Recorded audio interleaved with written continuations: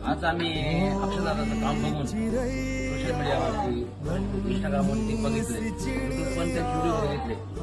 तर खूप दिवसाचा योग बाकी होता येण्याचा इथे आणि खूप दिवसाची ओढ होती की काहीतरी निमित्त मुलाचा बड्डे वाढदिवसाचं निमित्त म्हणून किंवा आज योग आला, त्यामुळे आज येण्याचा आम्हाला इथं वेळ भेटला. आणि त्यानंतर इथं आल्यावर बघितलं, दादाचं काम बघितलं. आज स्वतःचे आईवडील कोणी सांभाळत नाहीये आणि आज दादा एवढे बेघर लोक सांभाळत आहे.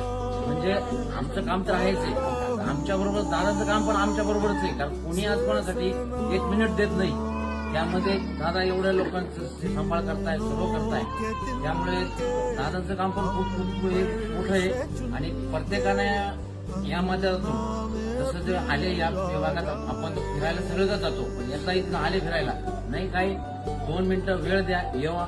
आणि तुम्हाला वाटलं